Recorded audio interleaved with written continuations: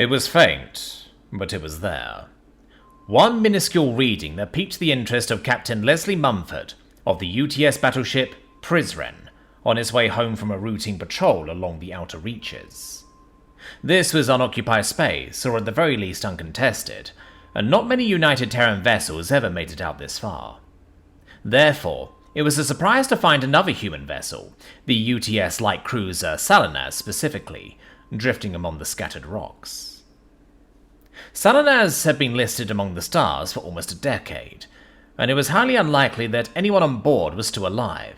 But naval doctrine demanded that any ship broadcasting a Terran or Allied distress call were to be investigated and aided if applicable. The one caveat was a code word that sent shivers down the spine of every officer and enlisted person. It was only ever mentioned once in training and only whispered about afterward. Every sailor worth their salt knew what to do in the event that the word was spoken, and to ensure that no mishaps ever took place. The name of that vessel was stricken from the rolls. Mother Terra wept openly on that day. Suit seals were checked and double-checked before the shuttle was boarded. Everything had gone smoothly right up to when Lieutenant Miles called touchdown. A term from long ago, meaning a goal that had been scored in an antiquated game, known as football. The emergency access code was signaled to the computer aboard the Salinas, and the shuttle crew boarded the stricken light cruiser. It wouldn't take long to know the crew's fate. Lieutenant Miles reporting. We have the bridge. All compartments are checked. No survivors, ma'am. Captain Mumford knew it was a foregone conclusion. Even with the vast technology possessed by the United Terran systems, 10 years was 10 years, and warships were not designed to be out more than 3 years. From dust we all came, and to dust we all return, she said solemnly. Assuming command of UTS Salinas. Replaying the last logs now, ma'am. Captain Mumford looked over to the weapon officer and nodded, passing the message that neither wanted to consider, but both knew was a possibility. Neither spoke for fear of the crew hearing, even if they knew it was happening. The same went for the assumed crew of the Salinas. Nothing had to be said until it had to be said. There is some small comfort in lies of omission, but it's still a lie. Ma'am? Captain Mumford could feel a tingle of fear creep down her back. The lieutenant's voice was hesitant, as if he had found something that he didn't want to say. The weapons officer visibly tensed as well. It's one thing for a crew you didn't know. It's a completely different thing when you know them. It's okay, Lieutenant. Follow your orders and perform your duty. Captain Mumford spoke kindly and softly. It was her duty, even if everything she was screamed at her to do something other than what she hoped would never come.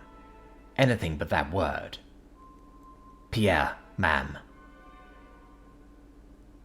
UTS Pierre, light cruiser, among the stars for 5 years. Rediscovered by the free trader Vagabond. The nightmare scenario. Are you certain, Lieutenant? Stand by, ma'am. Replaying the log. A moment of silence before any doubt was removed. Can you hear us? We just want to talk. The voice was distinctly human and not human, halting at the end of every word and pronouncing the wrong syllables. You have nothing to fear from us. The same words from the last recording of the Vagabond, before it was destroyed. We can exist together, 2 minds, 1 body, no longer alone. I'm so sorry, Lieutenant, Captain Mumford said, genuinely remorseful for the predicament she had placed the crew in. It has already started. Do it now. Captain Mumford closed the channel, ice water running through her veins as hot tears ran down her cheeks. Fire when ready. Main guns swung quickly toward their designated target, firing upon the UTS Salinas with no mercy. Even the tiny shuttle, still docked to the side of the light cruiser, would not be spared the full wrath of UTS Prizren.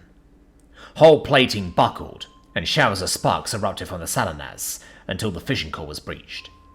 For a moment, a tiny star was born from the death of the stricken light cruiser, before it faded out as well. "From dust we all came, and to dust we all return," the captain said calmly through her tears. Hours later, Captain Mumford waited for Mother Terror to call. "UTS Prizren, Kosovo-class battleship. Captain Leslie Mumford reporting. UTS Salinas found, all hands lost. Pierre protocol initiated. Lieutenant Miles and shuttle crew passed into the void." Mother could be heard sobbing through the comms back on Terra before a channel interrupt was initiated. It was expected.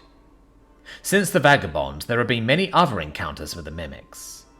There were other names for them, and that region of space had become known as the Uncanny Valley due to the creatures that resided there. Anyone who had encountered them was always ordered directly back to Earth for debrief as part of the standard procedure. The Mimics tried different things different times and learned from their mistakes, but that subtle thing they couldn't figure out was always there to identify them. They were just not quite human.